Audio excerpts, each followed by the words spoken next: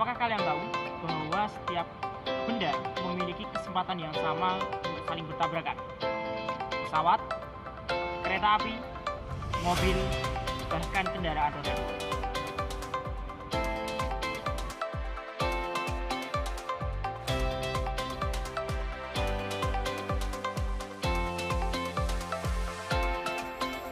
Oke, kita akan berbicara tentang vektor. Jadi ada 3 cara untuk kita mengetahui resultan dari suatu vektor. Yang pertama menggunakan konstruksi segitiga, yang kedua dengan menggunakan jajar genjang, dan yang terakhir yaitu menggunakan analisis vektor. Langsung saja, yuk kita bahas satu persatu. Konsep segitiga.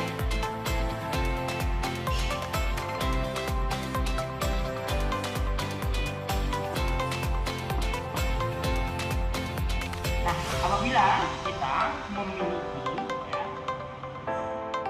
suatu vektor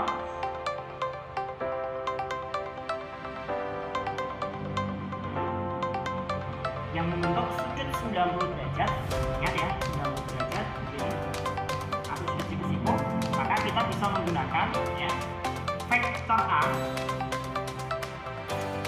vektor B. Ini resultan vektornya yaitu adalah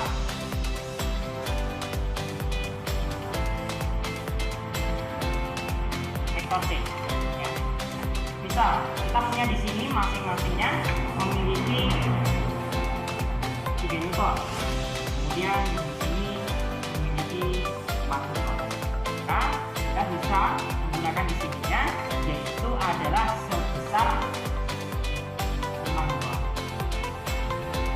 Ini merupakan teori Pythagoras. Apabila kita ingin melakukan dengan perhitungan, resultan vektornya yaitu adalah A pangkat 2 ditambahkan dengan B pangkat 2. Kita tidak memakai sudut sin ataupun cos karena di sini sudut yang terbentuk adalah sudut 90 derajat. Oke, coba kita masukkan. Kita cek sekarang.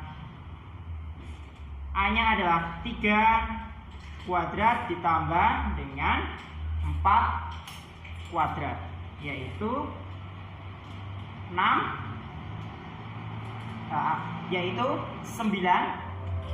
ditambah dengan 16. Maka kita punya akar 25. Akar 25 kita ketahui berapa nilainya, yaitu adalah 5.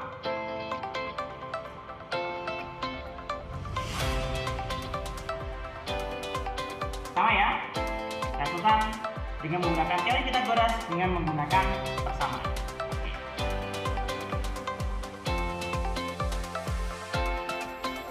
Berikutnya, konsep kedua yaitu adalah konsep jajar genjang.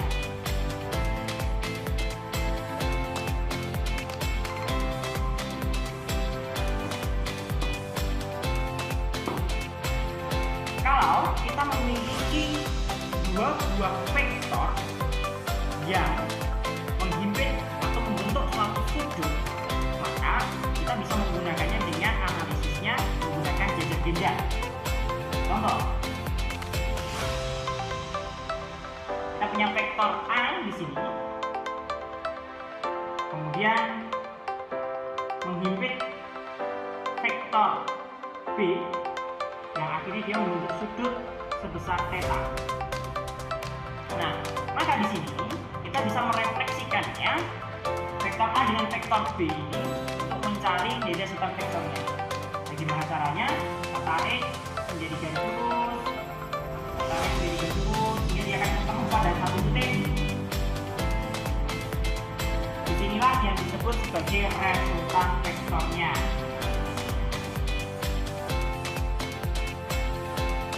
Lalu bagaimana persamaan yang akan kita peroleh dari jajar genjang ini? Karena dia membentuk sudut sebesar theta, maka ya kita harus menganalisisnya dengan menggunakan sudut itu juga. Resultan vektornya itu adalah akar dari A kuadrat ditambah dengan B kuadrat ditambah 2 kali A kali B cos theta. Ya, maka kita harus menggunakan sudut yang ada di sini. Oke.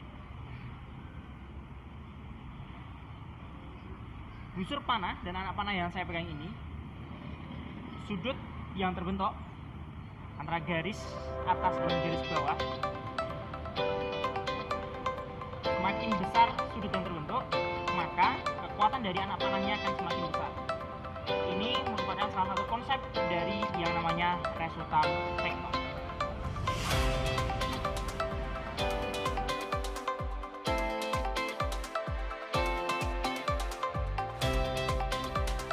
Yang ketiga yaitu adalah dengan menggunakan analisis vektor. Untuk lebih jelasnya coba kita tengok ya. Nah, kita punya 3 buah vektor, masing-masing adalah 20, 20 dan di sini yaitu ada X3-nya 24. Nah, kita di sini akan menggunakan konsepnya menganalisis ya. Tapi sebelum analisis, bisa jelaskan terlebih dahulu bahwasanya X di sini dia selalu punya vektor. Y dia punyanya sin. Kemudian ya, dia semuanya akan terbagi menjadi 4 kuadran. Kuadran yang pertama yaitu adalah X, Y-nya, nilainya adalah positif. Kuadran keduanya X, Y-nya yaitu adalah negatif dan positif. Kuadran 3 X, Y-nya yaitu adalah negatif. Kemudian yang terakhir adalah kuadran 4, nilai X, Y-nya yaitu adalah X positif, Y negatif. Nah, langkah pertama kita harus menganalisis dulu komponen-komponen yang ada pada sumbu X dan juga pada sumbu Y. Ya, maka kita harus klasifikasi terlebih dahulu. Yang satu X, Y. Nah, di sini enak. Ya, kenapa? Karena F1-nya ini dia tidak memiliki sudut, kan? Tinggal dituliskan saja, ya. Arah gayanya kemana? Sumbu X, X-nya X apa? X positif, ya. Maka F1X-nya yaitu 20, F1Y-nya 0, karena dia tidak mengarah ke sumbu Y. F2X, Y-nya. Oke. F2X, Y-nya yaitu adalah ya 20. Nah, tapi bukan 20 yang kita ini ya, F-nya tetap 20, sudutnya yang kita ubah. Kenapa? Karena yang dipakai adalah sudut yang mengarah pada sumbu X. Ya, berapa? Karena di sini adalah sudut siku-siku. Ya, sudut siku-siku, maka ini sudut 90, kalau Y-nya sudah 30, maka sisanya adalah 60. Inilah sumbu yang kita pakai. Kita mau refleksikan dulu yuk sekarang. Refleksikan ke sumbu X dan juga sumbu Y. Sumbu X. Oke. Jadi ini adalah F2X cos theta. Kemudian Y-nya F2Y theta.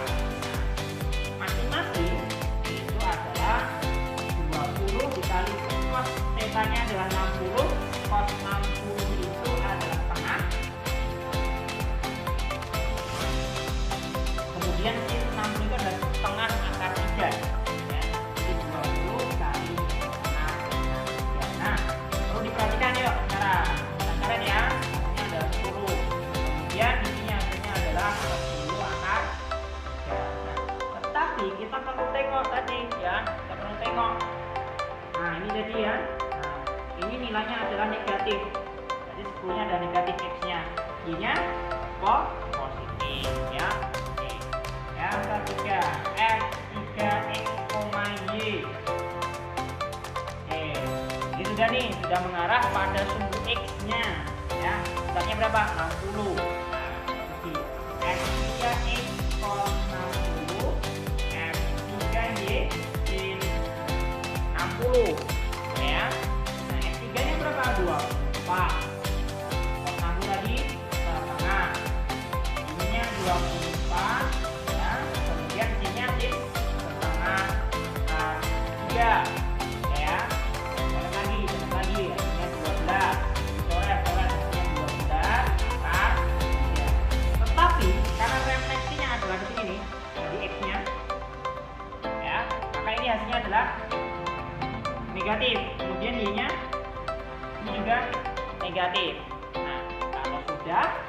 semua komponen dari fx dan fy-nya ketahuan, kita sekarang bisa jumlahkan. Ya, kita jumlahkan berapa sih nilai dari x dan berapa nilai dari y-nya. Oke. X-nya 20 ditambah minus 10 ditambah dengan minus 12, maka hasilnya adalah min 2 ya. Kemudian Y-nya 0 ditambah dengan 10 akar 3 ditambah dengan 12 akar 3, maka hasilnya adalah min 2 akar 3. Oke, kan sudah ketemu toh? Nah, sekarang berarti tinggal kita hitung resultan vektornya. Berapa coba ya? Oke, resultan vektornya atau RS ya, resultan vektor jayanya. Ingat diberikan tanda mutlak ya. Tanda mutlak itu untuk memastikan tandanya selalu positif hasilnya nanti ya. Sama dengan akar dari ya, fx kuadrat ditambah dengan fy kuadrat. Nah, masing-masing nilainya berapa ini? Masing nilainya yaitu adalah minus 2 kuadrat ditambah dengan min 2 akar 3. Nah, jika ini nanti ya, berarti nilainya adalah 4, kemudian ditambah 4 ditambah berapa? Ya, bilangnya seperti ini, maka yang depan ini kita nanti pangkatkan dengan 2, yang akar 3 juga kita pangkatkan dengan 2 ya.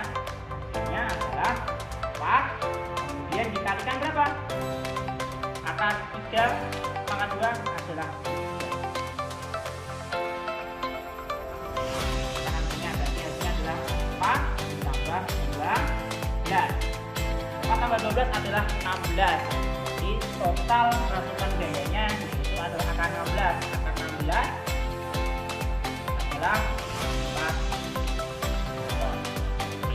Itu tadi materi kita tentang 3 vektor ya, 3 cara bermain vektor. Yang pertama yaitu adalah dengan menggunakan konsep segitiga, yang kedua dengan jajar jenjang, dan yang terakhir adalah menggunakan analisis vektor.